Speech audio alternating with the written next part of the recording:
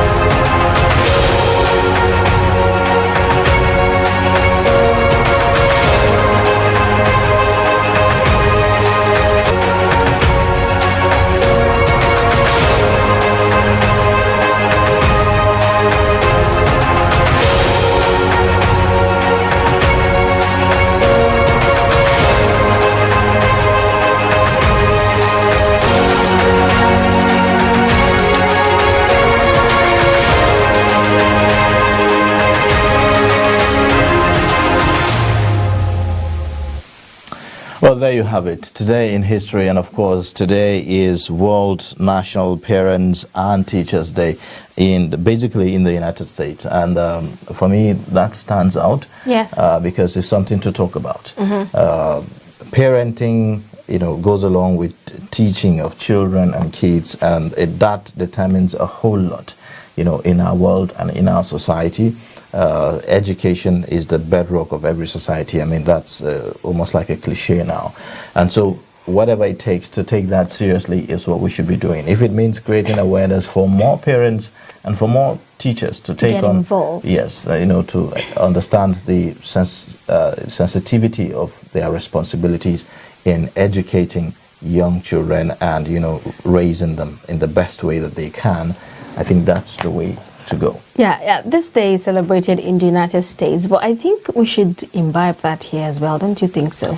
Certainly. I mean, if you look at the number of out-of-school children, for instance, in Nigeria, and if you look at the current realities that we are dealing with, the social problems that we are currently dealing with, most times you would see that there's a correlation between, the lack of education and the rising cases of, say, insecurity, for instance, in the country. So imagine if you have a lot of children educated and you have a lot of them engaged after, beyond just educating them, and then, for them to gain, meaningful employment and all of that, that will go a whole lot, in, I would say, taming the young people and, engaging them in such a productive way that they don't become a problem to the society. Right. I mean, a lot of people have said Nigeria is a country of numbers. I mean, we have indeed, it's a country of numbers. Almost 200 million people. That's huge. So, but of what good is this number if we can't actually, we cannot channel, that population into, the growth meaningful.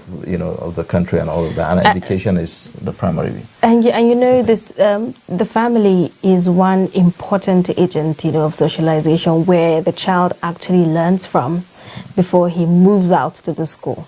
So it's really important that parents get involved, help the teachers, in actually putting these kids through. It makes their work a little bit easier. And as a teacher, what do you do in front of the kids that you're teaching? That's another thing.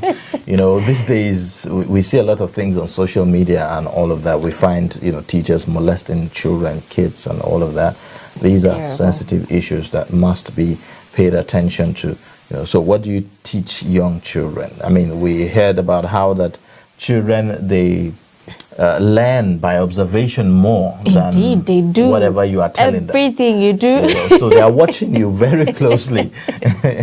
Myself, I have some kids, and then sometimes they watch the way in which they pay attention to everything you are doing.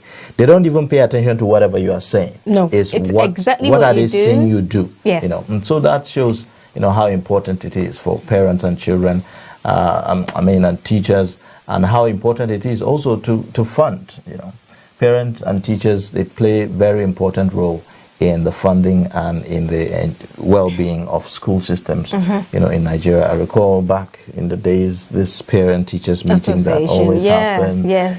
There they meet, they trash out issues, they raise concerns. If the parents have concerns that, the school is not meeting, they say that, and all of that. And you find that, things are for the better. So we need to keep that going. We need to create more awareness.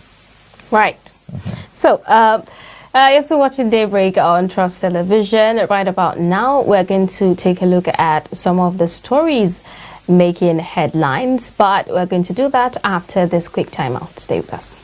When a situation where you find that not necessarily tribal or regional.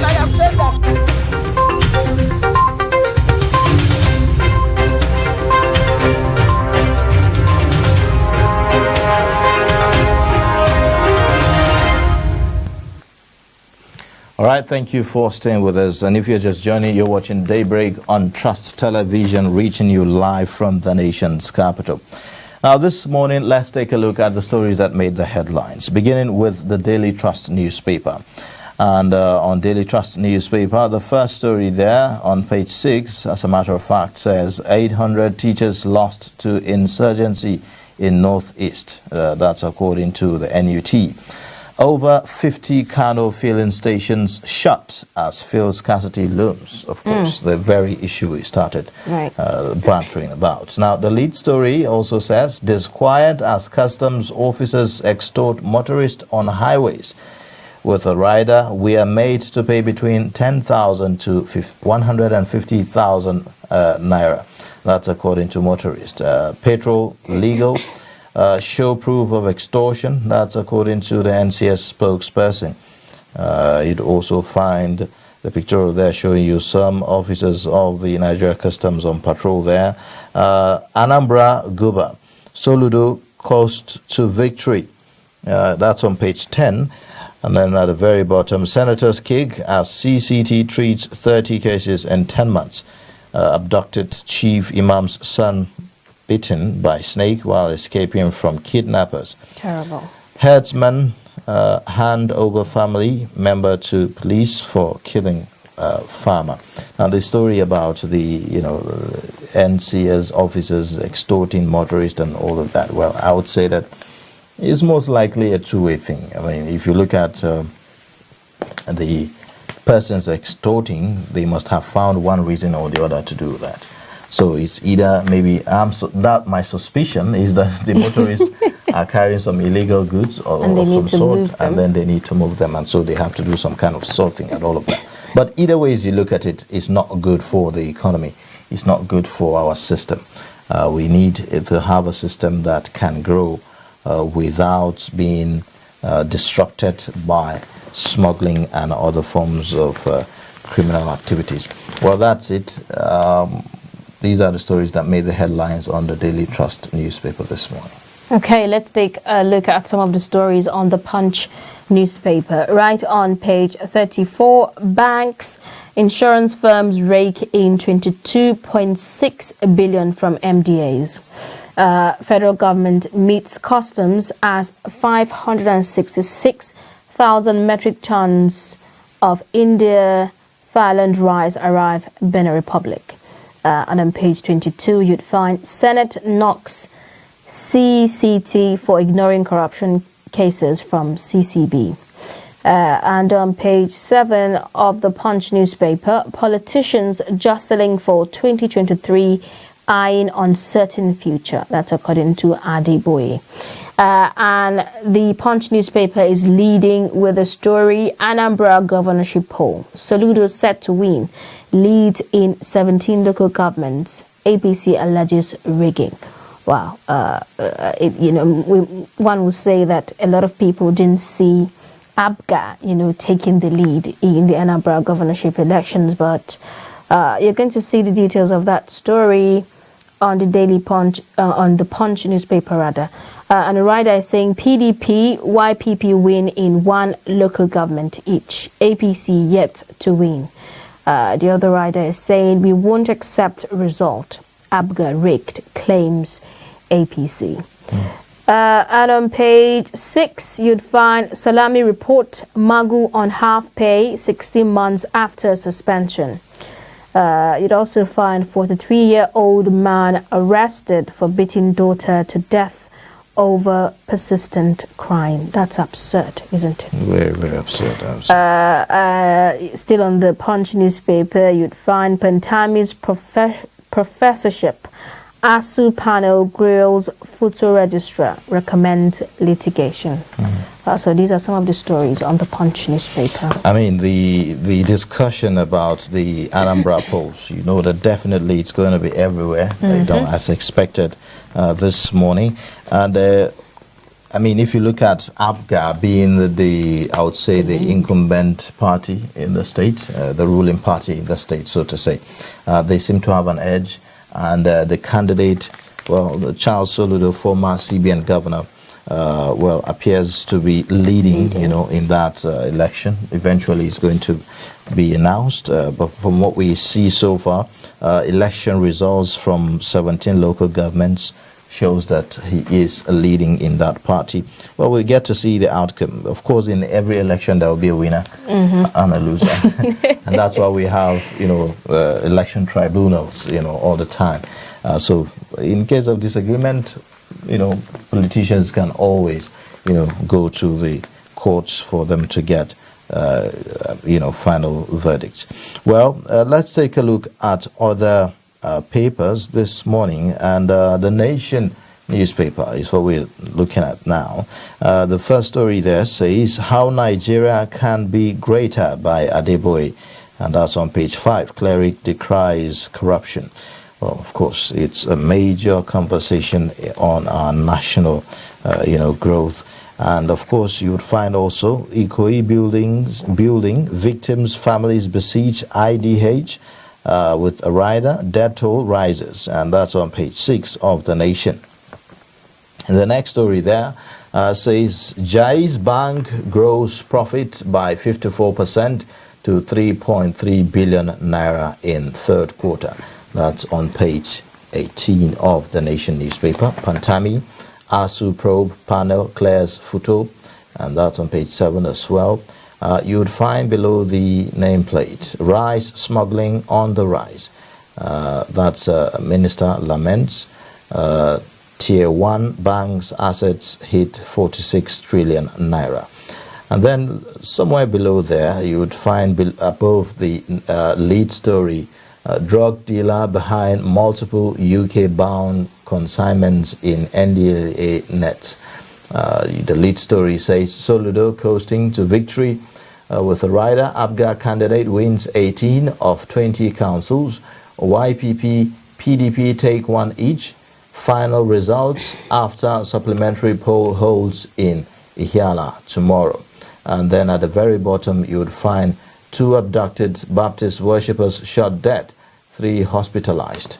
Well, it's interesting that this conversation about the Anambra polls, is just leading everywhere. And it's kind of like, against all odds, I would say, against the expectations of many, that the election is going to be marred by violence, owing to the threats that we have seen, before the election and all of that, and the massive deployments that we've seen. But relatively, one may say that it was a peaceful election, in some way, and that's a great one.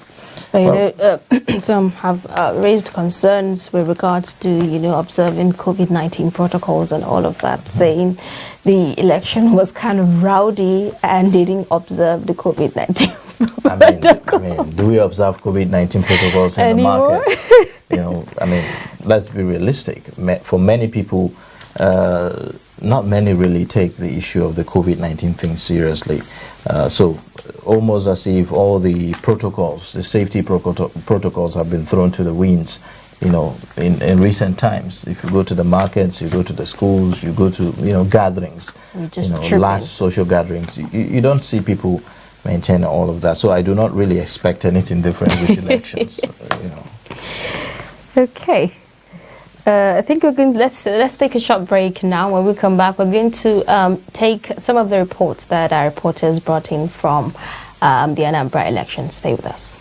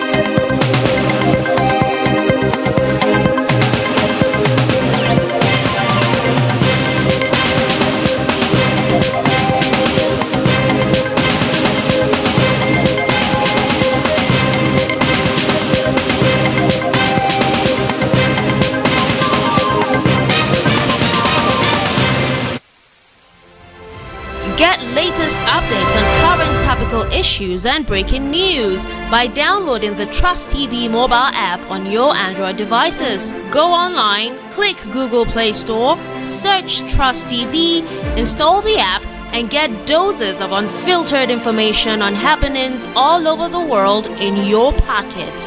Trust TV, documenting the Nigerian story.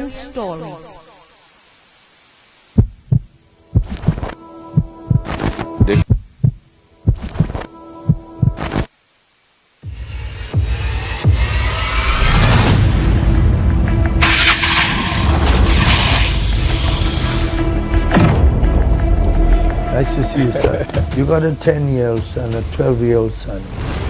He's a shill boy. Yeah. And how did he get to that stage? You allowed it to happen. You allowed it to fester. It's like a cancer. It's a failure of the family, a failure of the society, and a failure of governance. We are still going into some other hideouts to see if any apprehensions will be made tonight.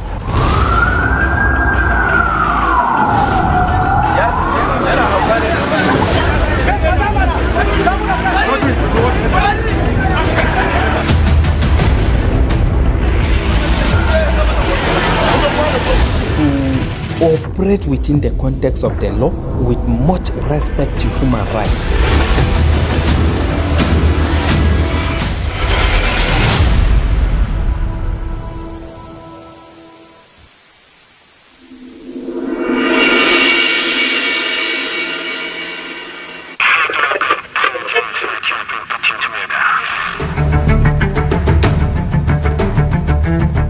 Suleiman, Aya, and Tari, all from the Sulubawa clan, with a unique wealth of culture and deep love for cattle, which truly reflects their sense of family. But over time, everything changes with no lands for grazing. Experience the incredible story of the Fulani people, loved ones they must protect, the journey they must take.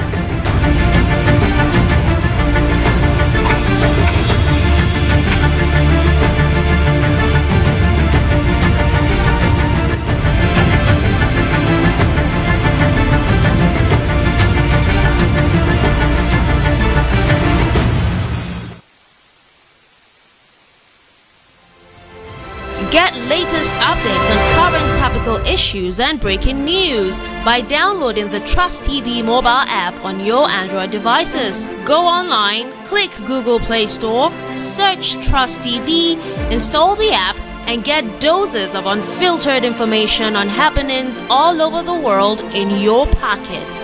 Trust TV, documenting the Nigerian story.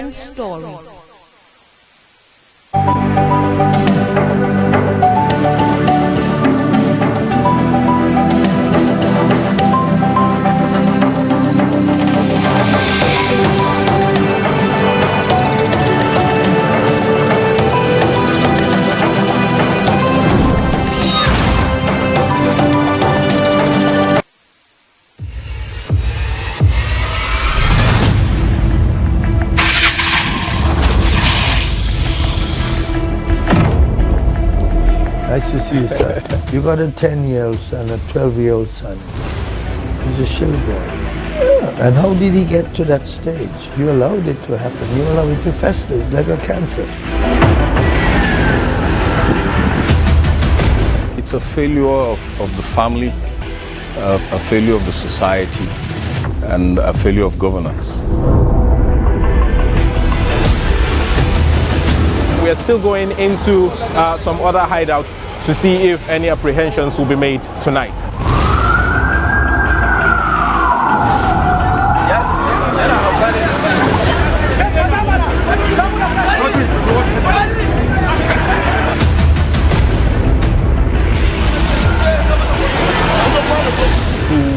To operate within the context of the law with much respect to human rights.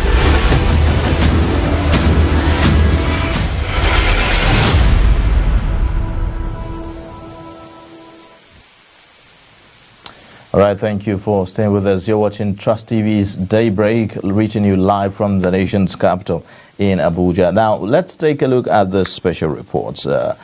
Today being, Parent Teachers Day, as is being commemorated, we thought that let's take a look at, the educational system in Nigeria and the kinds of educational systems that we have and how well, are we faring as far as that is concerned. Now, there are currently over 300,000 Almajiri studying in various Sangaya Islamia schools across Kano State who often beg for food to survive. Now, although Kano State had recently commenced the integration of Almajiri schools into conventional education, but the influx of Almajiri into the state seems to be on the increase. In this special reports, our correspondent Idris Jibrin takes a look at the Almajiri system of education in Nigeria, and then when we come back, we'll take a look at perspectives, on that issue. Take a look. As the name implies, Almajiri is an Arabic word referring to a person seeking for Islamic knowledge, while Almajiranci is seen as the act of seeking for Islamic knowledge that is commonly practiced in northern Nigeria. Prior to the colonization of Nigeria, this system of education was well respected. The Almajiri do not beg because the Sangaya schools were well funded by the traditional institutions. But today, this system of education is considered obsolete and condemned by many, which forced government to take a stand. In Kano, there are two Almajiris, of course. Those street beggars who doesn't even go to school, and they sleep by the roadside, they sleep in market, they sleep under the bridge, And of course also the other category of Al-Majri, which normally they come from the rural local governments into the city in search of Quranic knowledge, and some brought from different states like our neighboring states. So they come to Kano also in search of Quranic education. So you can see the difference. While the Al-Majri students continued to beg on the streets, often slept in an abandoned and uncompleted buildings, various government policies were set up to checkmate the system. Wannan lokacin da gwamnati ta sako wannan tsarin na karatu, akwai wasu daga cikin malaman mu nan a cikin unguwa suna aiko mana da wannan gayyata din, akan kuma sukan zuwa ma su sanar da ɗaliban haka alhamis da juma'a suna zuwa su yi wannan karatu, kuma mu ma daga cikin muna yin karatun zamani din. Yanzu haka ma na kusa fita daga makaranta NCE, muna yi alhamdulillah. With the integration of Sangaya Islamiyya schools into Western education by the Kano state government, it is though this practice will be on its way out. However, recent events are a key indication that Al-Majri education might have come to stay in northern Nigeria. So that is why we provided strict measures. One, we established Al-Majri Mega School here in Kano. We took over 3 schools from federal government. We renovated these 3 schools. We put all facilities needed for Al-Majri education, for as an institution. So all our Al-Majris repatriated from other states back to Kano, we gave them admission into these schools. As Kano state government continues its integration program of the Al-Majri schools, it is expected that the practice of street begging associated with it will significantly reduced. Idris Jubrin, Trust TV News, Kano. Okay, when you look at how how small these children are, and you look at the devastation you get to see in their eyes, it's really sad that we are still having this. It has been a matter of concern over the years, but it still seems we still have a lot to do. I mean, same status quo. I mean, just I would say during the pandemic, in fact, I would say maybe during the lockdown, we saw this movement of Al-Majri students, from across the country, being some of them returned back to their hometowns and all of that by northern state governors, and people were saying, oh, okay, so perhaps this is an end to the suffering of these children. But again, still it appears that the status quo is being maintained as far as that is concerned. So it's very important that this is taken seriously, because the truth is that these children most times have to fend for themselves, and in the process you find that they now begin to engage in certain things that they shouldn't be engaging, and that's how you begin to see criminal practices surface in different areas and communities and all of that. So it's very important that this is taken seriously. There should be some kind of structure, and where there is that structure, there should be proper funding. Proper funding. Yes, and making sure that someone is watching to make sure that things, these children are not left, to their own fate. Because the truth is, as a child, what do you expect? I mean, this is how we breed child labor, the whole issue about child labor. This is how we breed the issue of, out of school children and all of that and all that. The numbers keep increasing and all of that. But if only these, yes, commendably enough, we've seen that the federal government has initiated certain programs like the school feeding program thing and other such social intervention, social investment programs to change some of these things. But really, how far I is still that going? think that is not enough. there have been moves by, Nigeria's House of Representatives to integrate the Almajiri system of education to the Universal Basic Education Program. I don't know how far that has come. There has been criticisms as well, as to what strategies can be used, to do that. Mm-hmm. But I really hope that the government does something about it. There's been a lot of stories, and it's really embarrassing, that we have one of the highest number here in Nigeria, and it's really sad we're not paying much attention to that. And, Z, when you tie that to the story, that one of the stories that we are seeing on the front pages of Daily Trust newspaper this morning, where the National Union of Nigerian Union of Teachers are, raising alarm that 800 teachers, were lost to insurgency in the Northeast.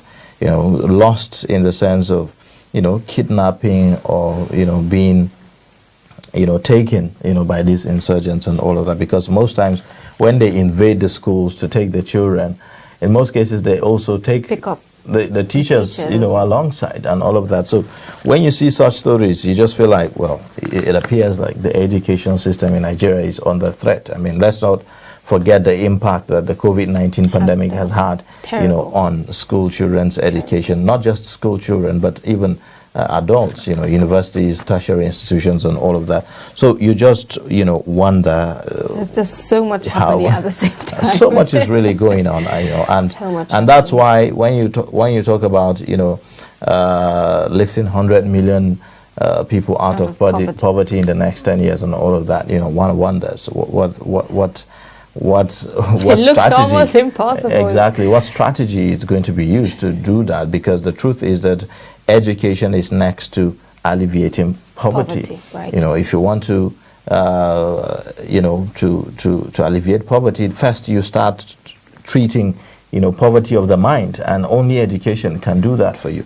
And so when you see things like this, you really wonder whether we are really making any progress. In this story, the NUT raised a lot of concern about security of teachers. In fact, they are even threatening that if the federal government cannot provide safety of teachers, especially at the local grassroots levels, they are going to withdraw teachers, from all of those places. But then, and it's not going to be good news. Exactly. I mean, if you withdraw teachers in those local communities, then what happened to the children themselves? Are you going to withdraw the children as well? The children are going to remain there, and at the end of it. I get the point that, there is this, concern, about the plight of teachers, welfare and all of that, and so everything. Much outcry. But let's not forget also that this attack is on the Nigerian society as a whole, not just on teachers, because, as much as it's important for the teachers to be safe, so it is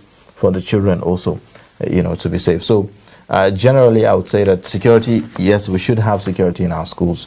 Children should be safe, should be provided for. In a conducive environment. Very, very correct. Because, if you don't have a conducive environment, it's quite hard. Learn?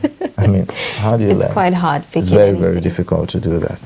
All right, then, let's take this quick break now, and then when we come back, we'll take a look at other issues on the front lines today. Please stay with us.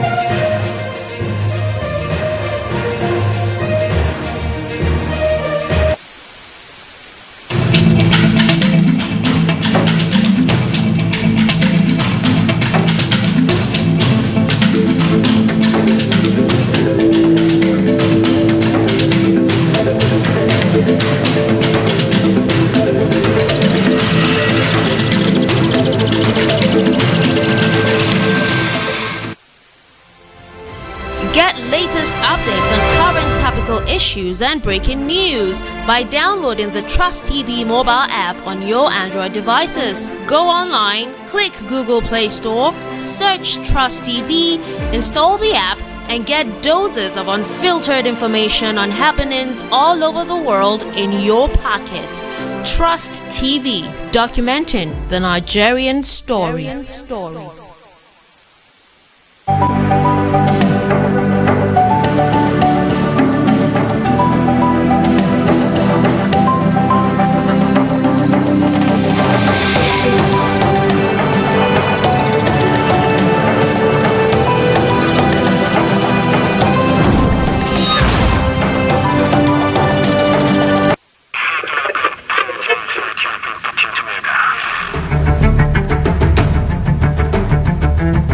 Suleiman, Aya, and Tari, all from the Sulubawa clan, with a unique wealth of culture and deep love for cattle, which truly reflects their sense of family. But over time, everything changes with no lands for grazing. Experience the incredible story of the Fulani people. Loved ones they must protect, the journey they must take.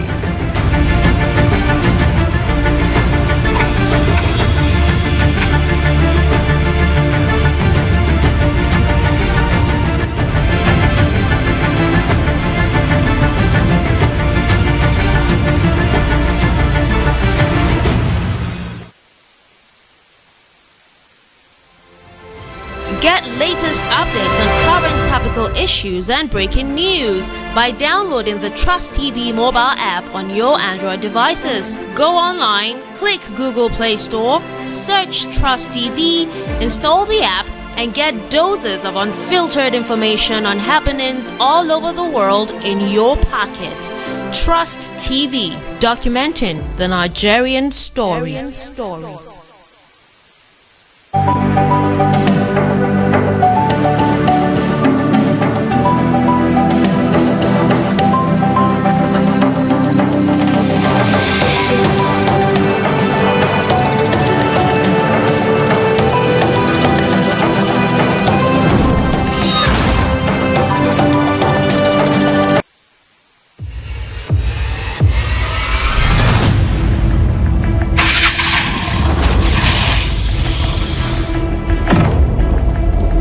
Nice to see you, sir. You got a 10-year-old son, a 12-year-old son. He's a shill boy. Yeah. And how did he get to that stage? You allowed it to happen. You allowed it to fester. It's like a cancer. It's a failure of the family, a failure of the society, and a failure of governance. We are still going into some other hideouts to see if any apprehensions will be made tonight.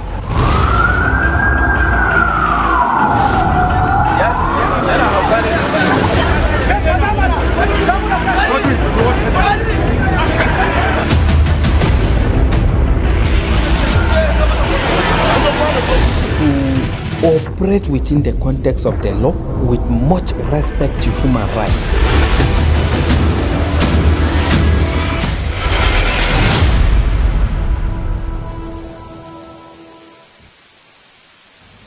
All right, thank you for staying with us. It's Daybreak, reaching you live from the nation's capital in Abuja. Of course, we have, packet stories for you today, and very interesting ones for that matter. Over the weekend, something tragic, very tragic happened. We heard about an explosion somewhere in Kubwa, where some people were said to have died. Yeah. Our correspondent did a story on that. We'd like for you to take a look at that. It was a Black Friday in Abuja, the nation's capital, as some persons witnessed the kerosene tank explosion, the gutted part of the popular Kubwa village market, leading to the loss of lives and property.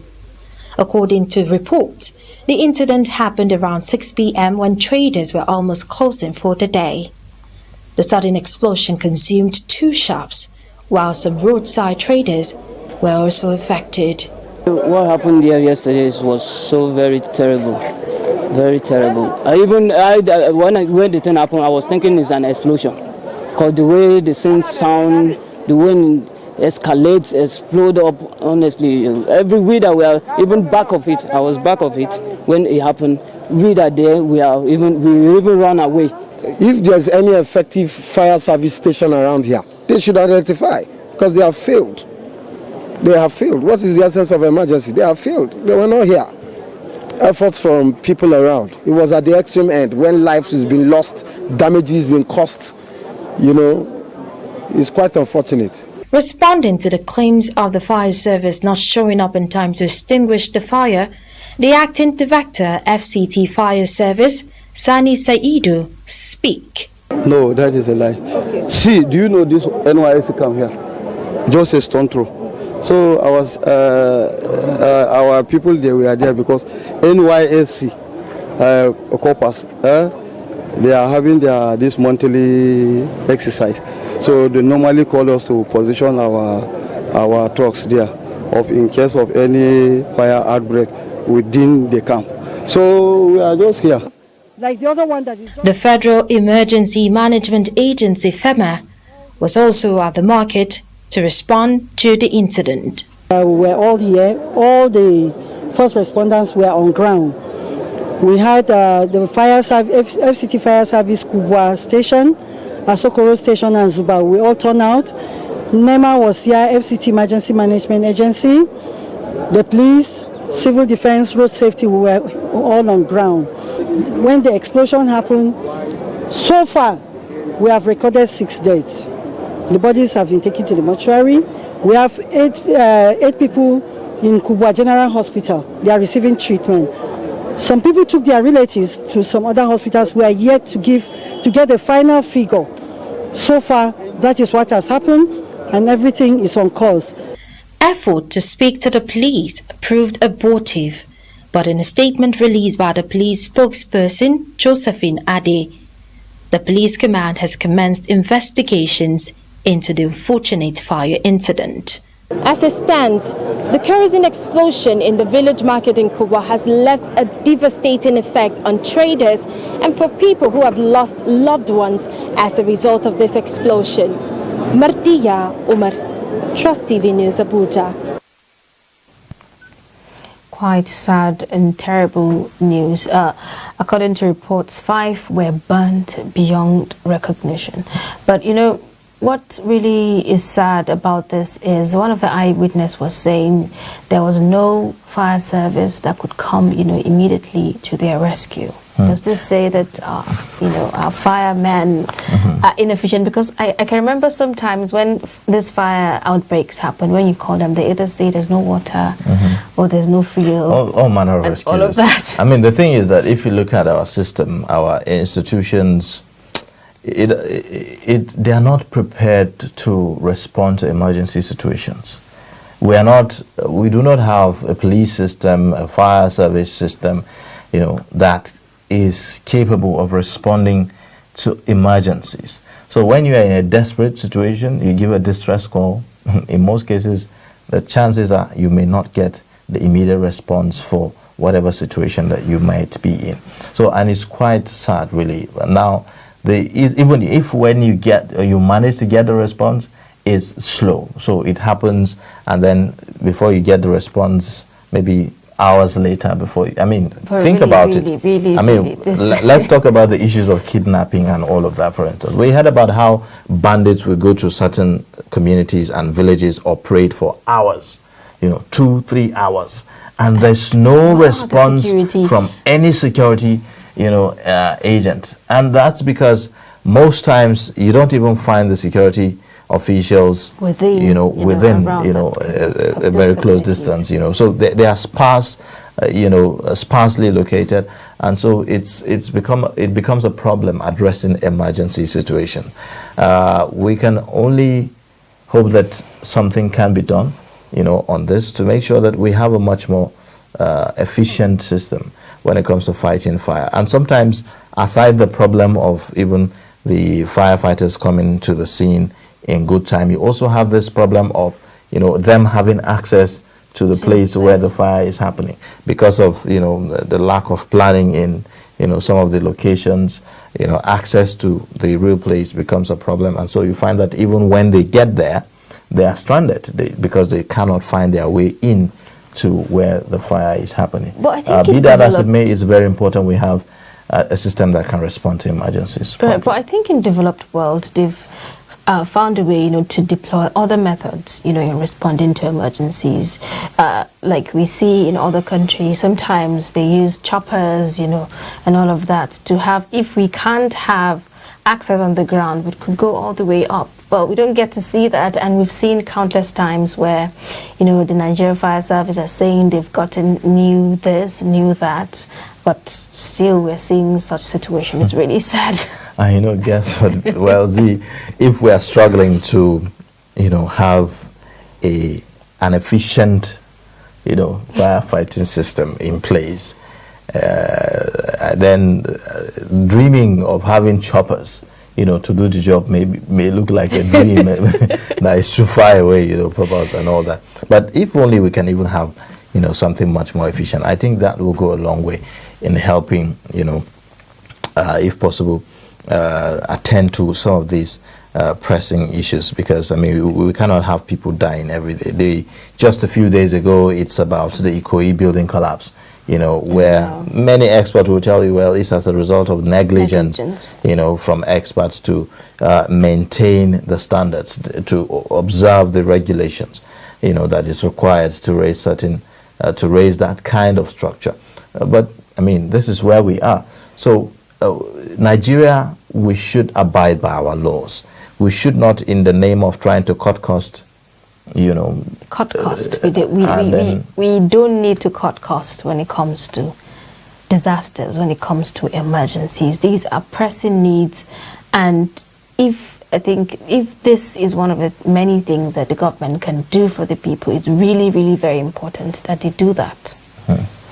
Well then, now let's take a look at yet another report, this time around about arrest made by the NDLEA. It's one government agency that has in recent time been doing quite a lot, I would say, going by the kind of arrest that we have seen. So take a look at this report.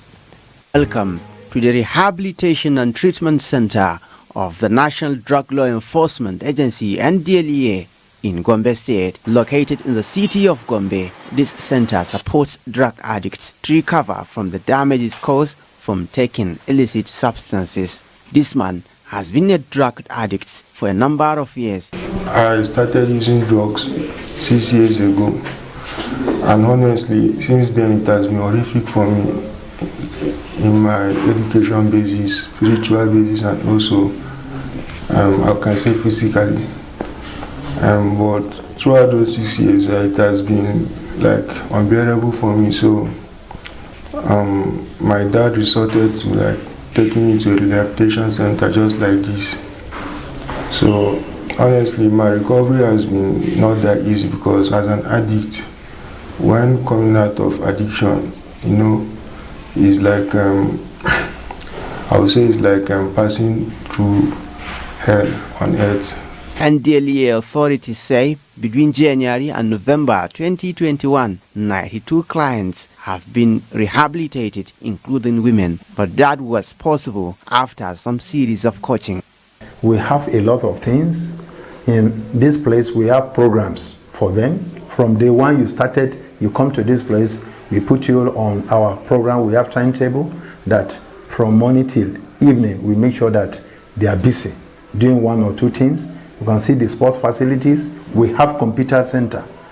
Computer center is there. That if you get to our computer center, this is a place we train them on how to listen. We have a tailoring session. This unnamed man is recovering from his drug addiction and is now advocating for attitudinal change among other young Nigerians. Everything is possible, depending how strong or how determined you are. And also my message to them is that there is still life after addiction, there is still hope after addiction. The facility has a tailoring and computer training centers preparing the clients for reintegration. Some of our discharged clients, they are now on their own, because after the counseling treatment and care, so another phase is now to reintegrate them back to the society, to fit into the society. This is a computer center, one of the centers that keeps all the clients here busy who are on rehabilitation at the rehabilitation center of the NDLEA here in Gombe. And this place has more than 10 computers. It is using electricity and a solar system. In case of eventuality of unavailability of electricity, and as you can see here is one of the clients learning some stuff that will help him forget about addiction on this computer system. Between 2015 and 2016, Gombe was announced as one of the states with highest prevalence rate of drug abuse, with data ranging between 21 and 33%. But according to the NDLEA, there has been a lot of progress in addressing the menace. From January to date, the total arrest made is 193 persons, including women. We have a total seizure of 217.344 kilograms of various illicit drugs. From Gombe, Ibrahim Ismail reporting for Trust TV. You know, I love to see stories like this, you know. Not just stories about, oh, there's been arrest, you know, of drug users and all of that, but success stories like this of rehabilitation, because we all know that rehabilitation is expensive. Not just in Nigeria, anywhere in the world, rehabilitation is expensive. And to see, you know, that some of these drug users get to stay in these rehabilitation centers, and there are, you know, vocational activities for them to do, psychosocial support and all of that, tells us that there's so much, you know, being done. Fighting drugs, you know, drug abuse does not start and end with arrest, you know, of drug dealers, you know, and all of that. But we must all go beyond that, which I'm happy that the NDLEA is doing that in terms of rehabilitating also some of these drug addicts, because the truth is that as long as the market is still there, you still have the dealers, you know, in the business doing very well. So, first of all, to kill that market, you need to make sure that people do not even find the drugs attractive. And how do you do that? Engaging them, making sure that they have things doing with their minds, with their, you know, the young mind. It's full of energy. It's very curious. It's prone to, you know, being engaged. It wants to be engaged at all times. So in the absence of, you know, that engagement, one way or another, it will find a way to find excitement. And that's why I believe some of these drug addicts, you know, get into doing that. And before you know what's happening. And, you know, I would say quite a number of families are really struggling with this. You have quite a number of people, you know, with drug addicts in their home, and most of them do not even know which way to go or how to even help, you know, that person. But I think rehabilitation centers are things that we could, you know, try out, and they could really be of great help, you know, to drug addicts and all of that. So it's very, very important that we take this seriously. We do not want to have an insane society. I mean, when you have exactly. I mean, when you have a large number of people into drugs, you know, always under the influence of, you know, intoxicants and all of that, eventually what you are going to have is many insane people everywhere. It's going to be really sad. Really. But I've also heard stories about how, you know, some of these rehabilitation officers within these rehabilitation centers supply drugs secretly to, you know, to some of these former drug users. But I hope that's not true anyway. I mean, it's very possible. I mean, I won't be surprised if we have anything like that, because you know, the truth is that people are just looking to make money by hook or crook, by any means.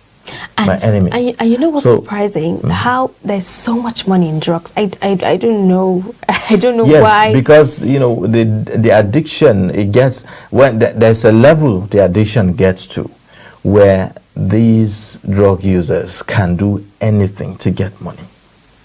They can actually do anything to get money to buy these drugs. And so that's why you find that it's kind of lucrative. It's something that has to do with addiction. It's something that has to do with, these drug users that if they don't get to use the drugs sometimes, it can even be life-threatening. So they go all out.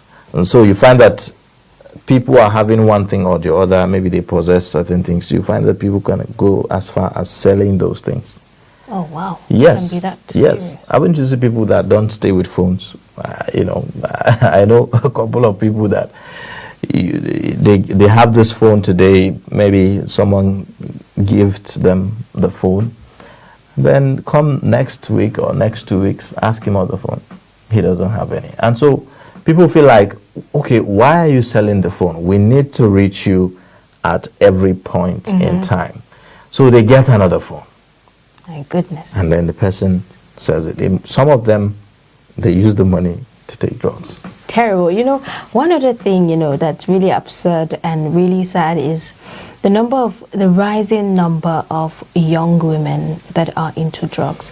I saw a beautiful lady one day. She came to make her hair. And then she was all, I don't know, there's this thing they do with, they scratch their bodies, and all of that. And then she just reached out to her bag and there was, cocaine in it. And I was surprised. I was like, she was all dressed gorgeously and all of that. And there was cocaine in her bag. I was really surprised. And for a woman, it's not really common for us down here rather.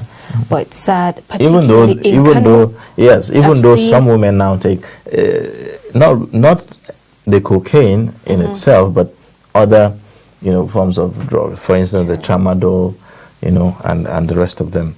You have a large number of young women taking that, especially in some northern parts of the country, Kano and the likes. So it's sad that something needs to be done urgently, and thankfully the NDLEA is working on that. But beyond the arrest, people that are addicted to drugs must be treated. They must get the care. They must get, that rehabilitation, done, so that they can be able to, regain their lives. Because the truth is, drugs sort of steal your life away from you. It takes away your life from you. Yeah, it takes away everything from you. You cannot be straight. You cannot be trusted with responsibilities. You just, think. You're in a world of your own. Exactly. So it's really sad, and I hope that a lot more is done as far as that is concerned. Now let's take another break, and then when we come back, the show will continue. Please stay with us.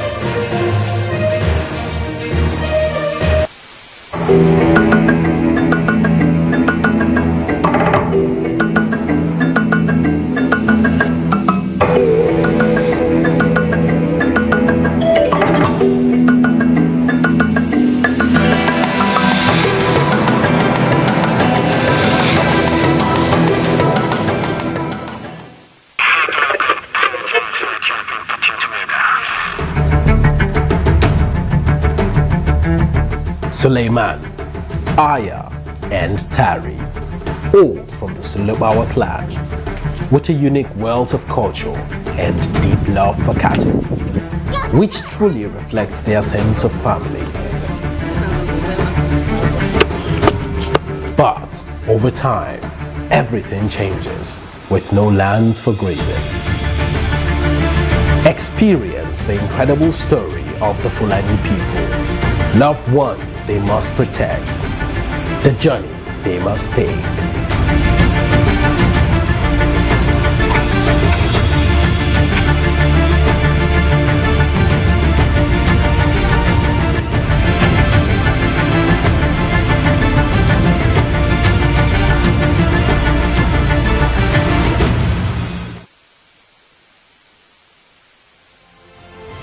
Get latest updates on current topical issues and breaking news by downloading the Trust TV mobile app on your Android devices. Go online, click Google Play Store, search Trust TV, install the app, and get doses of unfiltered information on happenings all over the world in your pocket.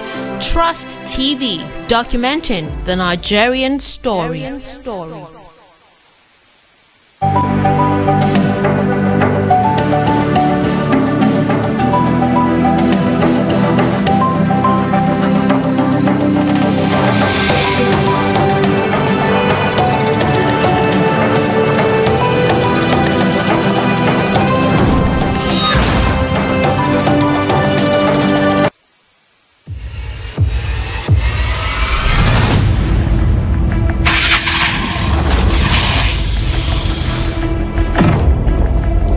Nice to see you, sir. You got a 10-year-old son, a 12-year-old son.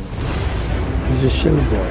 Yeah. And how did he get to that stage? You allowed it to happen. You allowed it to fester. It's like a cancer. It's a failure of the family, a failure of the society, and a failure of governance. We are still going into some other hideouts to see if any apprehensions will be made tonight.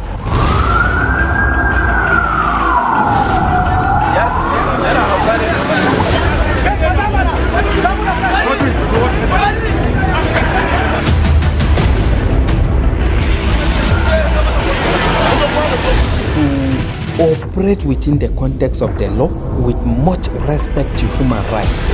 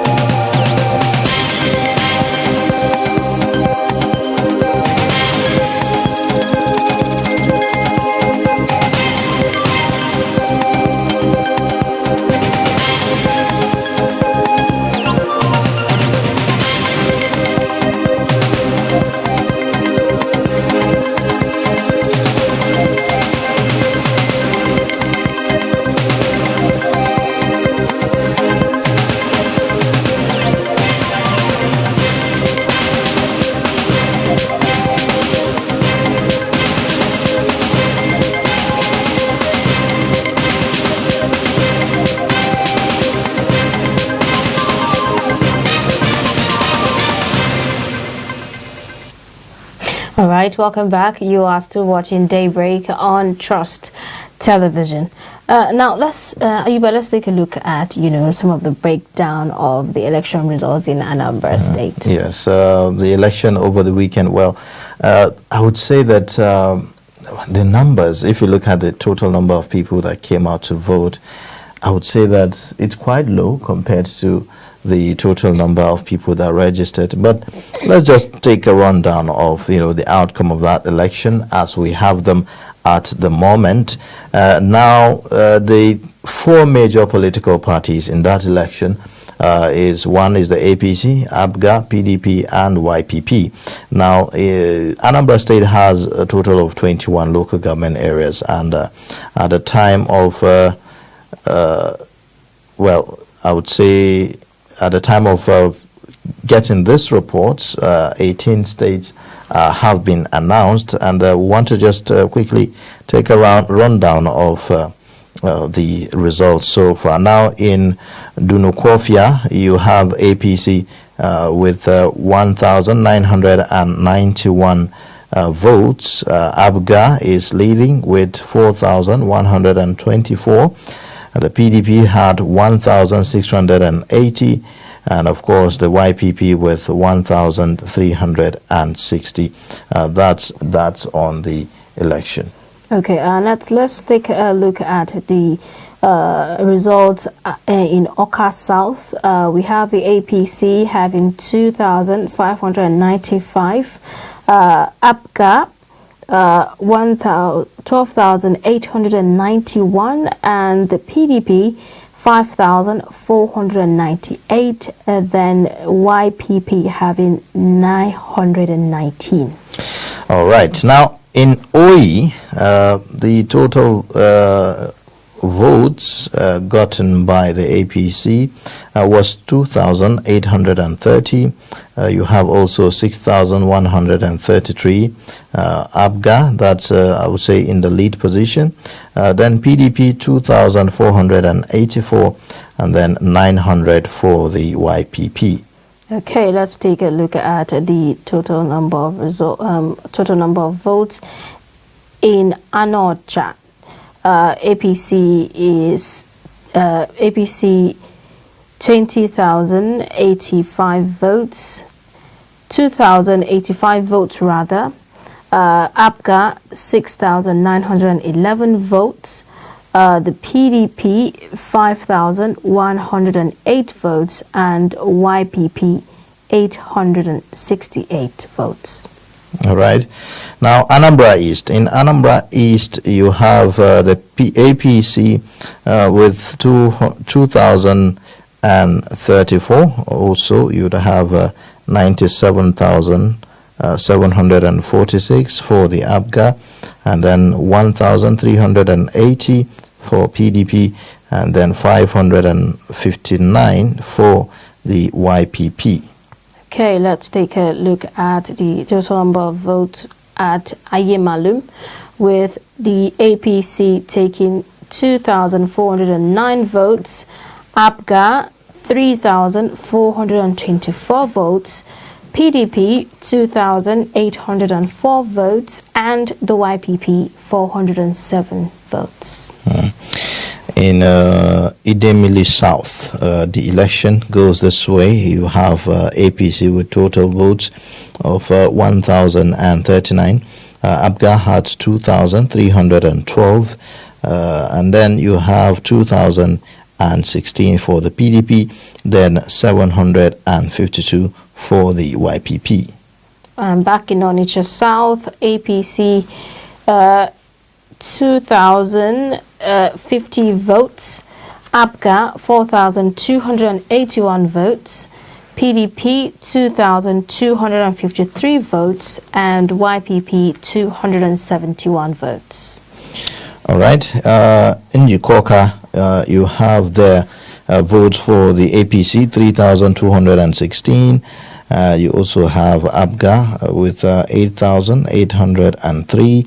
Then 3,409 for the PDP, and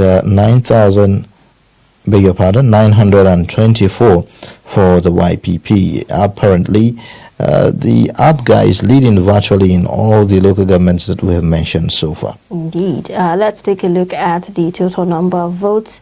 Back in Nnewi North, APC 1,278 votes, APGA 3,369 votes, the PDP took 1,511 votes and YPP 6,485 votes. Looks like the YPP led in Newi North. All right. Now, in Orumba South, you have 2,060 for the APC, and then 4,394 for the ABGA, and then 1,672 for PDP, and 887 for the YPP. Okay, Onitsha North, 3,909 votes for the APC, 5,587 for APGA, and then the PDP took 3,781 votes and 682 votes for the YPP. All right, Agwata, there you have APC with 4,773 votes. And then the ABGA is leading with 9,136.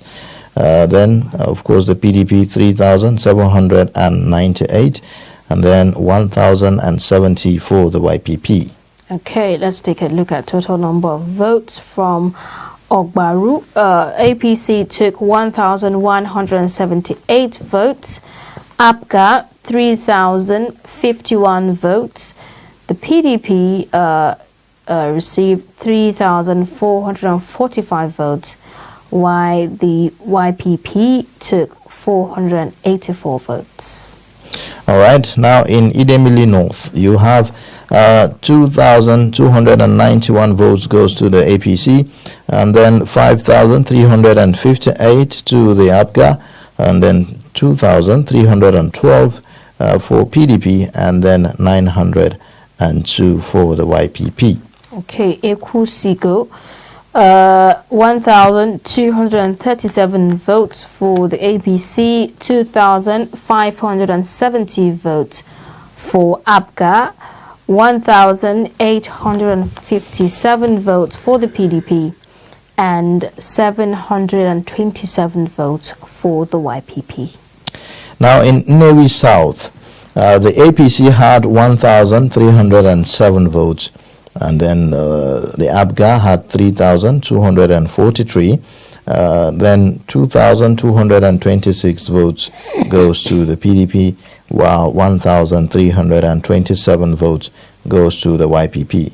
Okay, let's take a look at the total number of votes. From Anambra West, the APC received 1,233 votes, ABGA 1,918 votes, the PDP 1,401 votes, and the YPP 357 votes. In Oka North, the APC had 755 votes, and then 1,908 votes for the ABGA, and then 840 for PDP, and then 381 rather for the YPP. Okay, let's take a look at Orumba North. The APC received 2,875 votes, ABGA 4,787 votes, the PDP 1,847 votes, while the YPP received nothing. All right.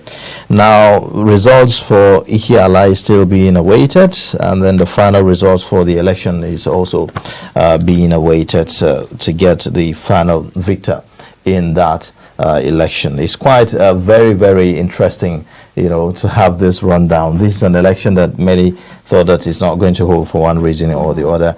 And then we are also hearing stories about, like in Ndemili, where we heard about INEC ad hoc staff cutting away, you know, some result certificates, you know, and all of that. So it's quite interesting what is unfolding.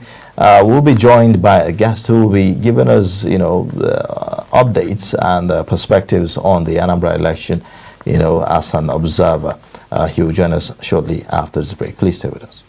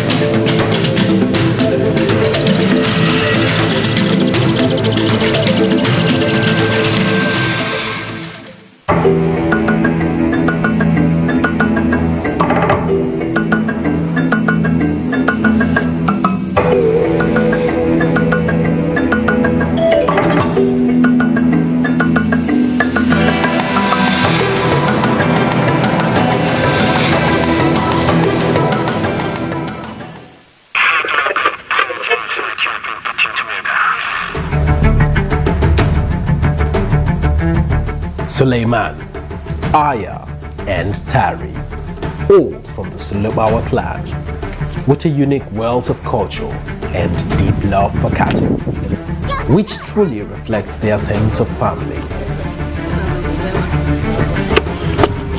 But over time, everything changes, with no lands for grazing.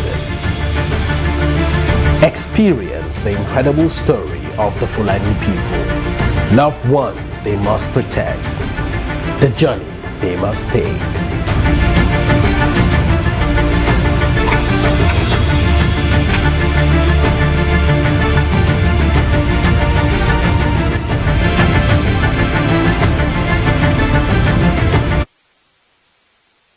With us, you're watching Daybreak, reaching you live from the nation's capital in Abuja. Now, let's get perspectives on the Anambra election that was held over the weekend. We have in the studio Uzo Agu, who is a public affairs commentator and who has been following, the happenings in Anambra, in that election. Good morning, and it's good to have you. Welcome. Good morning, Nigeria. Now, that's an election that many people were watching from afar. A lot has been said about that election. There was palpable tension, before the conduct of the election. We've seen the police deploy massively, just getting prepared for the uncertainties that surrounds, that election, given by the threats issued by IPOB and all of that. But the election could be said to be peaceful. Do you agree? Okay. First of all, the people were cowed into not even coming out. Because as at Friday, I see reports that as at Friday when the people were still leaving town. And then by the time I crunched the numbers and then looked at the total number of registered voters, which was like about 2.4 million, and the total number of voters that even turned up and got accredited, it was less than 10%. So we had between 9.2 and 9.7% voter turnout for the election. That's very poor and unexpected, isn't it? I mean, looking at all the things that have been said, I mean, it was already in view that this kind of voter apathy was going to be experienced. So it means that the presence of security in the state didn't really change anything. That is where people get it wrong. If you have to get in touch with the grassroots to understand. So Anambra, first of all, is a state where people don't depend so much on government. There are so many rich people there. There are individuals that do the work themselves. They build their roads, build schools, they basically do everything. Obi Kubana is from Anambra State. That's just an example. So you can understand that you have a state that is like people are a government of their own. So apathy for government, first of all, is there already. It's not a state that has the Anambra State has since 1999 never done up to 50% voting across board. 50%, whether federal, state, they've never done it. But for this particular election, from a lot of things are factors that caused it, from the IPOB agitations to the fact that they even hated the candidates. I'm telling you this on air, it's not to be corrected. Within the APGA, there was hatred for the governor because they accused him of so many things. In the APC, the candidate that the APC brought, the people of the state do not like. In fact, there was at a point in time there was a campaign that was going on, anything but Andy Uba. It was serious. It was that serious. And then as at Friday, when I now started calling him, okay, what is going on? And people are like, in fact, that they are tired. That anything that they want to do, they should do. They are not voting. We have to start making calls like, you can't meet these people, talk to this person, raise this, do that. You can't just sit down there and say them do anything they want. No. It was even the phone calls on Friday that even slightly push people to come out and vote. And if you look at how the videos that came in from the election on Saturday, you see that APGA was winning and people were on the street celebrating. Because for them, we don't care who APGA brings, as long as it's not APC, there's no problem.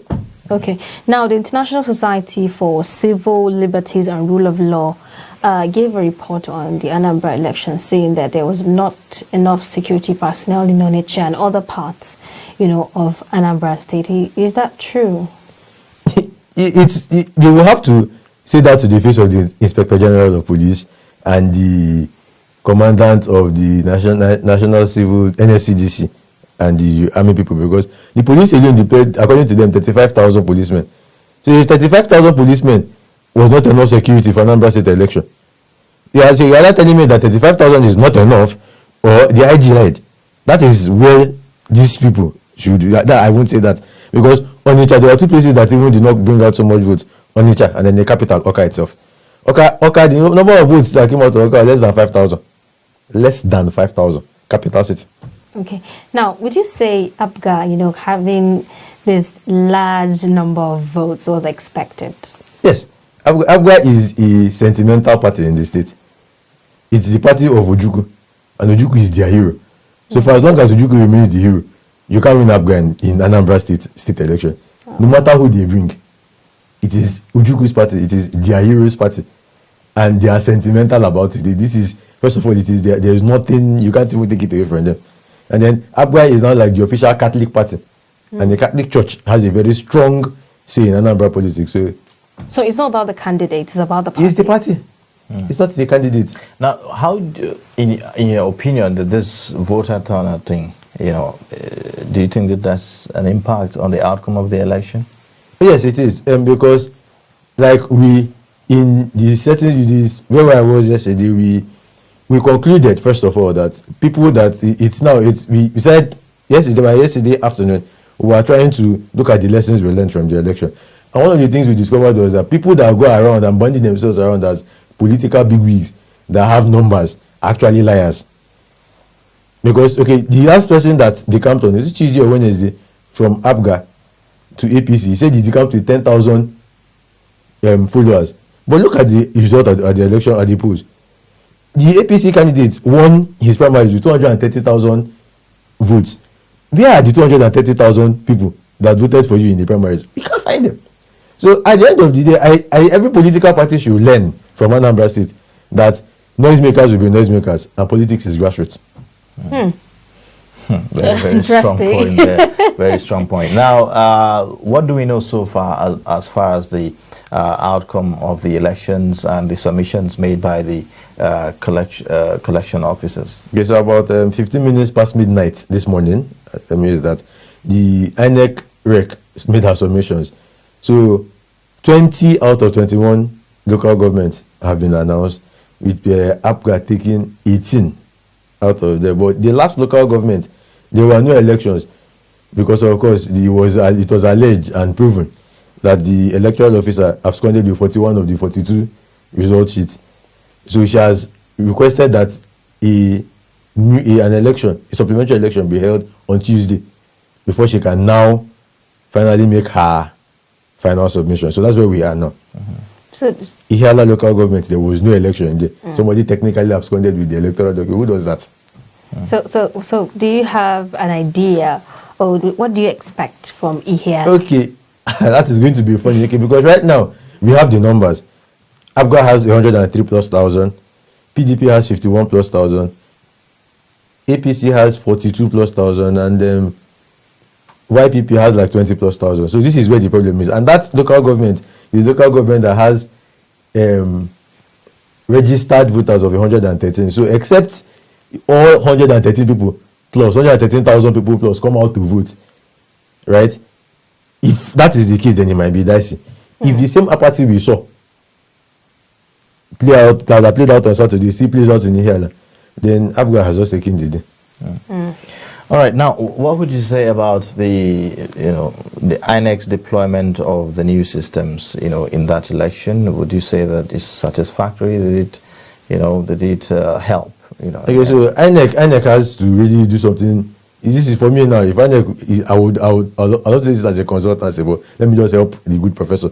So, first thing that he should have understood, or we understood, that the people that were trained to man the machines absconded before the time out of fear. That means INEC in itself was not even, with the guarantee of safety of INEC on their staff was not binding. In fact, we saw it play out. We saw it play out in the Orumba North local government, where the coalition officer was holding the funds of the police people that were deployed to the local government. She didn't pay them in the morning. She was waiting to pay the DPO, and it cost a whole lot. In fact, they are the ones that delayed the process. So INEC needs to, I don't know how they are going to do, but you need to review their staff and review it properly. INEC also needs to understand this is just the first of series of off-calendar elections. If A political party knows that we can instill fear in INEC staff and ad hoc staff and make them not turn over, and then we can manipulate. It will be a new tactics in the election. So INEC needs to step up their game in partnership with security for protection of their staff. Now, because that alone affected the use of the beavers, as it were. The beavers was a very, it stopped rigging. I can tell you categorically now that in that same Ihiala local government, and I think there was a second one, where people were imported from somewhere to vote. Remember that when you take the card and you present it and he scans the face on the card and looks at your face, it's not your face, you can't vote. You use your thumbprint, it's not checking your thumbprint, you cannot vote. You cannot come out and say you are marginalized. How do you want to defend the fact that the face on the card and your face are not the same? How do you want to explain that the fingerprint or the thumbprint that you use to that they scan is not the same? So it's an efficient system. Yeah, very efficient. So when some political parties were saying, oh, people rigged, we're asking, how did they rig? We knocked off people that were not supposed to be there from the system, and you are saying we rigged it. Where did the rigging come from? This beavers is a beautiful way to run elections going forward. The only thing they need now is electronic transmission, ET, so that we can reduce manual compilation. Because another thing that really took so much time that INEC must deal with is manual compilation. We don't like sitting there in front of television from morning till night because somebody has to write. No. These days, the way it is now, we are in electronic systems. You can just type it and send an automatic collation, and we all move from there. Let's not be writing paper, please. Thank you. How far have we done with the issue of vote buying? Do you think that we've seen the prevalence of that in this election? Oh yes, there was vote buying. Let me not lie to you. There was people bought votes during campaign, in campaign, after campaign, and on the day of elections. But you see, the thing about Anambra State is there are no poor people in Anambra State. You need to understand that there are no poor people. There is no amount of money you want to give somebody in Anambra State. If he wants to sell his conscience, some will argue that. If he wants to sell his conscience, he sell his conscience. But I don't know because you say there are no poor people. Yeah, that's arguable, really. When I say poor people, I have to even explain that because every family in Anambra State has at least a multi-millionaire somewhere. So if it's about poverty, there's really no poor person in Anambra State. You have people just maybe probably you don't learn. Anambra State is one of the states that anybody that collects money from you to do something for you, we either know how to do it or we do it haphazardly, like as far as when it comes to election stuff. Like, okay, look at what happened on Saturday. A political party, I will refuse to mention names, was giving out 12,000 naira at the election venue, and people were rejecting it. 5,000 naira. Meanwhile, the same political party was castigating another political party for sharing malt and 400 naira. I saw the videos. I saw it too. We saw and then, and at the end of the day, the party that did not share anything was the one that is questing to the victory. So you look at it. I spoke to my colleagues that are even in the system. I was like, all of you came out the other day. You're telling me that you already come to APC. What is going on? And they're like, I know that the campaign was just to punish the governor, but in their spirit, what they went to vote for, they are campaigning for Abga. This is Anambra State fair. We know what we want. We don't drag it. So Anambra, can we say Anambra is different from all of the things that's playing out? Yes, Anambra State. Anambra is very. Anambra is the people that just want to do business and make money. Yeah, it's not. Well, thank you so much for coming on the program and sharing your perspectives with us. Because of our time, we have to end it and make it as brief as possible. No problem about that. Well, that was Uzo Agu. He is a public affairs commentator, and he has been watching and following the election in Anambra State, the governorship election to be precise. Now, let's take a quick break, and then when we come back, we'll take a look at other issues on the program this morning. Please stay with us. Get latest updates on current topical issues and breaking news by downloading the Trust TV mobile app on your Android devices. Go online, click Google Play Store, search Trust TV, install the app, and get doses of unfiltered information on happenings all over the world in your pocket. Trust TV, documenting the Nigerian story.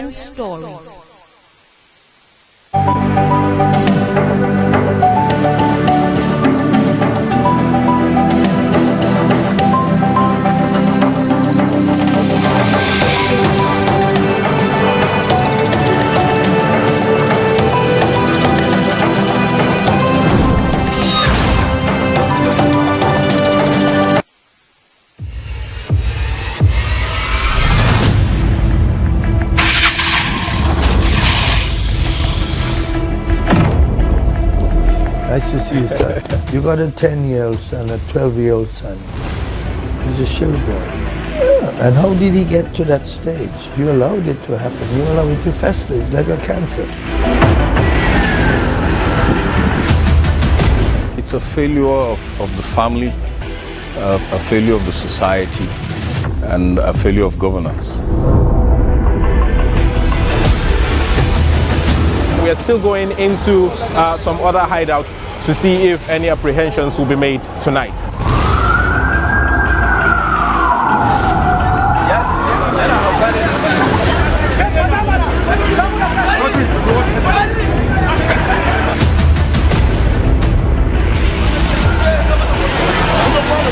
To operate within the context of the law with much respect to human rights.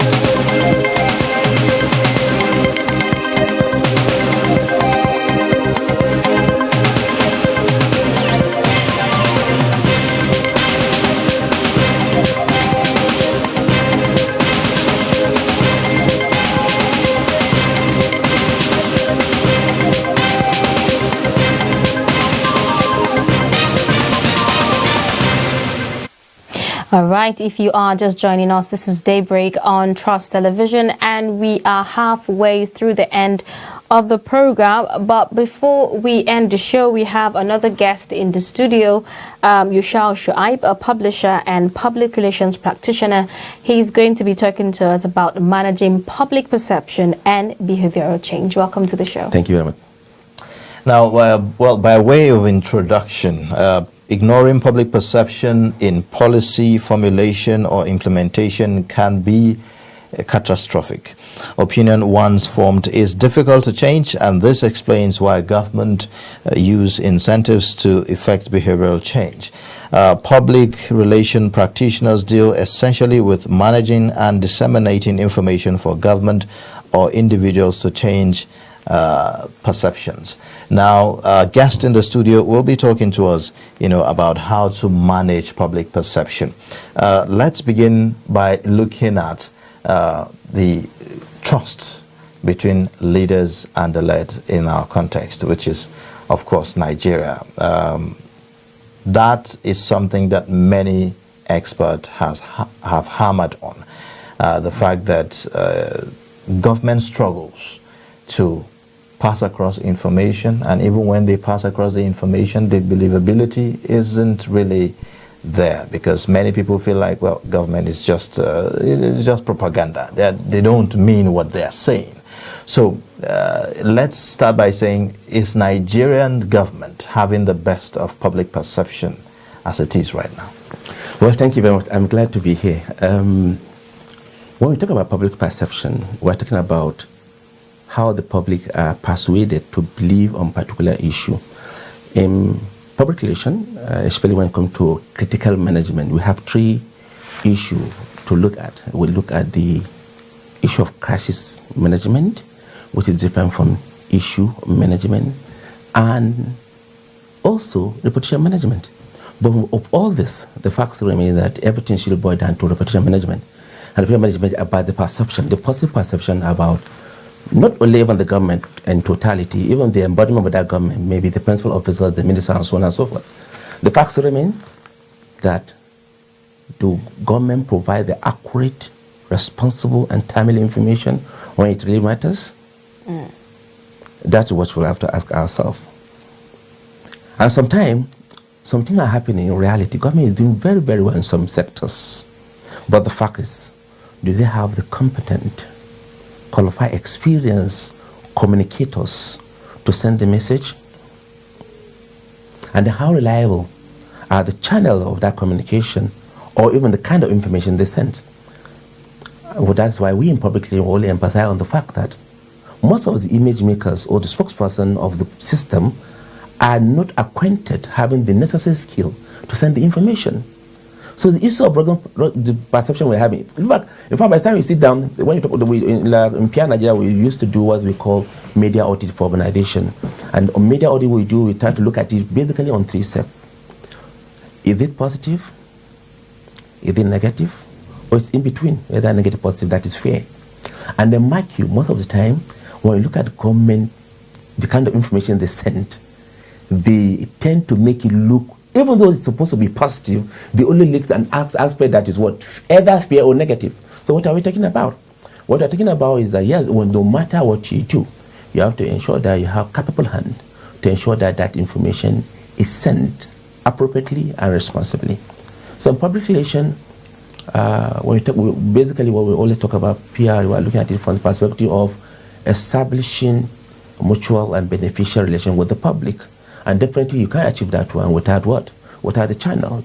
That is mostly, but some people want to talk about public relations, they look at it more from the narrow perspective, the narrow component of media relation, that is the media. But more than that, there was sometimes, even in reputation that, like when I was coming here, the issue of this Anambra election, for instance, look at the result, look what is coming out. But when you look at it, you talk about the success of the turnout of the election, you see where some PR people, those who know the importance of public communication, play some role behind the scene. What I'm trying to say here is that in public relations is just the media hype, media relation component, where you just spend million, make some hype, all these things. Golden silence can also be very, very effective. And guess one thing?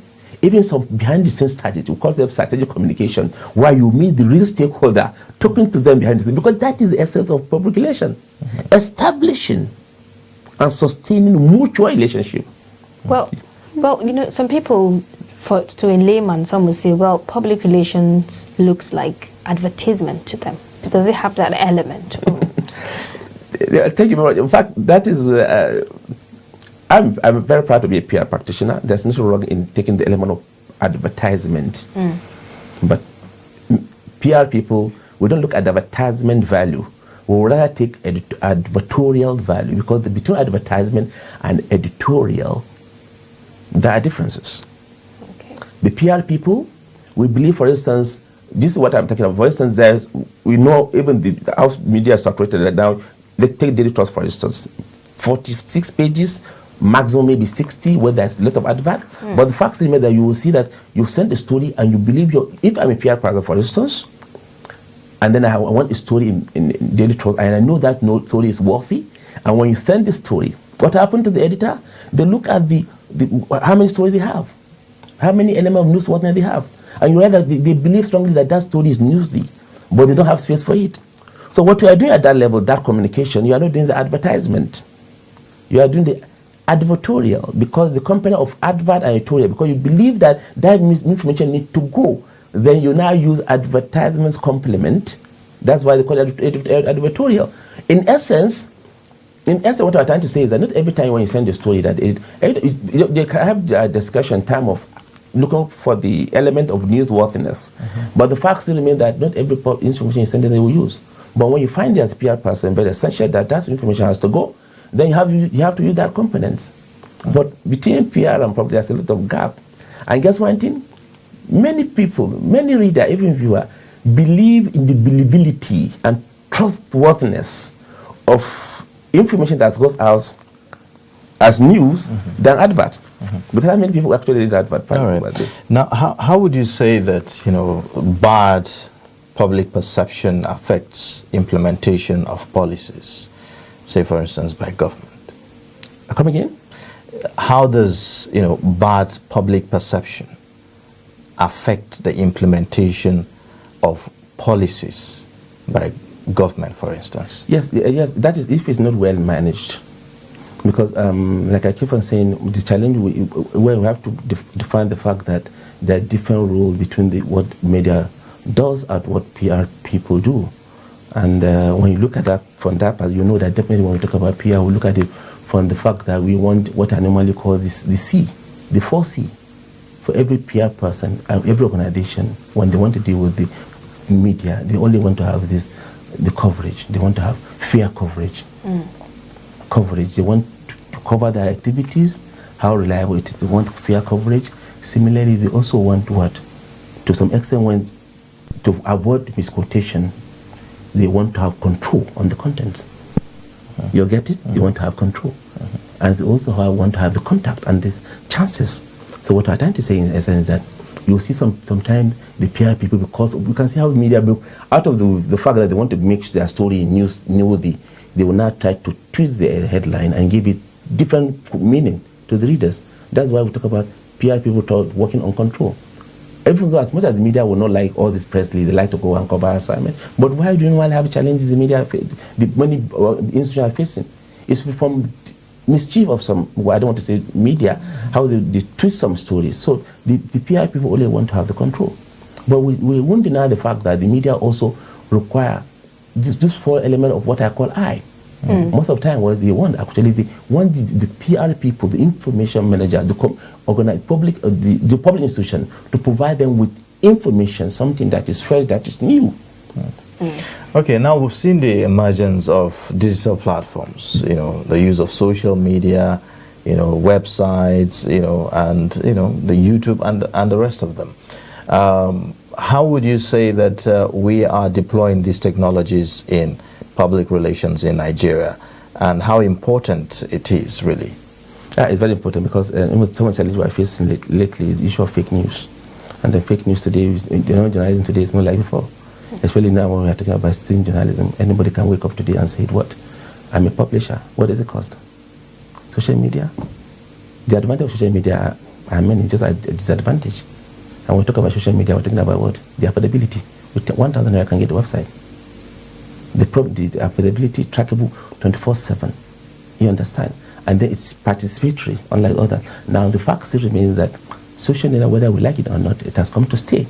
The challenge we're having with communication is that some communicators still believe in the traditional way of doing things. Unlike before, we keep on saying this, that PR people, your job today is not the job of the past, why you said, I go to the office 8 o'clock and leave 5 o'clock.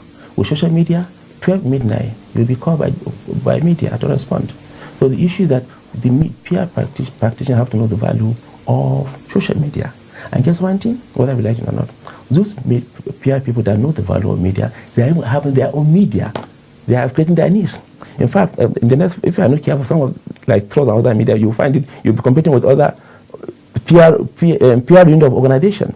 Because if you, for instance, an editor, you have maybe in your Facebook page, you have 1 million followers, and then one organization, they promote it, they have premium, they have 5 million followers. Do I need to come to you?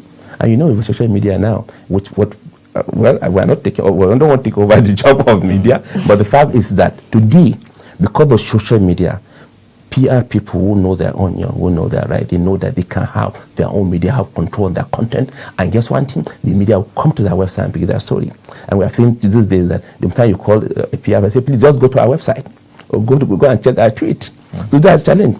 It's doing very well, but the fact is that social media is challenging. We're having the issue of fake news, hate speech, because that platform is not like other media because it's unregulated. All the Nigerian Press Council that regulate Press Council, regulate print media, and the Broadcasting Commission broadcast media. But what happened to social media? Everybody's just there. It's unregulated. We have charlatans that everybody's claiming is a publisher, and then you can see that the content are amateurish, and you see a lot of content that are anonymous, no face. In the other media, you know that it's difficult for somebody to just I think an article to identity or story. Right. But online, you see that this are happening. But in between this, because the PRP practitioner, PRP will come to realize that, look, it's either we go to the media or if the media will not control how they assess their story from the social media, then let us have our own. And some of them are doing very well. Okay. Well, thank you so much for coming on Daybreak today. Because of time, we'll have to wrap up the discussion. Yushau Shuaibu is a publisher and public relations practitioner. Up next, it's What's Trending. To stay with us.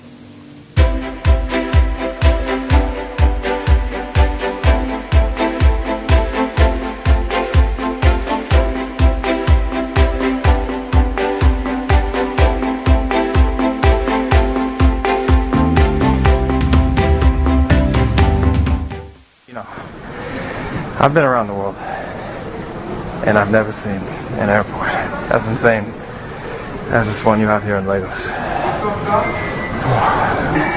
And by that I mean, it's extremely corrupt. Picture corruption, okay? The Nigerian airport, the Lagos airport, is that very definition of corruption that would pop up in the dictionary. Literally everywhere. Literally everything here. Coming in, you don't want to wait online for your COVID test? Oh, pay this guy. You don't want to have your bags checked? Pay this guy. You want to cut passport line? Pay this guy. You want to bring your Red Bull through security? Pay this guy. You want to get some crazy British Airways employee off your back who thinks that you were specifically filming him when you're just trying to film yourself, check it in. Pay that guy. You know, when I first saw that video, I felt embarrassed because even within us here in Nigeria, we still have that experiences that when you go to the airport, there's somebody that wants to get your luggage, or if you're traveling with an international flight, if you don't want your bags properly checked, you sought somebody, you pay him a token. And this American vlogger, Sabbatical, came to the Lagos International Airport and he had this experience and had to record that and vlog it. It was really embarrassing when I saw that video. It is embarrassing, you know, even though I'm tempted to say, well, welcome to Nigeria. But it's embarrassing. It's the wrong thing for Nigeria to be known for. Terrible. I mean, when you have these people, you know, you have the thing is that when you go to our airports and you go to other places, you have quite a number of people that you see that actually have no business there, you know, but somehow they find their way and they seem to, you know, be making a living out of these, you know, dubious, you know, engagements it's and really activities terrible. and all of And that. I can remember vividly his statement saying Nigeria reeks of corruption. It's really terrible. It's really bad perception. Quite a lot of regrets, I would say. Unfortunately, that we have to see this happen. I hope that the relevant authorities will take on this and take more seriously all the issues raised, you know, from that video, because Nigeria cannot go on like this. I mean, we shouldn't, because the truth is that if you look at the airport, is the first contact anyone coming into your country will have. Right. So whatever the person gets to experience at the airport is likely going to be the perception that that person is going to have about the country. So it's a very, very important place that need to be, I would say, sanitized and, you know, made sure that protocols are observed and that people do not cut corners and find their way extorting money, you know, and all of that. Well, I think that's the most I can say. Yeah. All right, I think with this, we've come to the end of Daybreak for today. Thank you so much for watching the show from beginning through the end. If you've missed, you can catch up with us on all our social media platforms. My name is Zainab Bala. And I am Ayuba Ilya. Join us again tomorrow for another time on the program. Thank you for watching.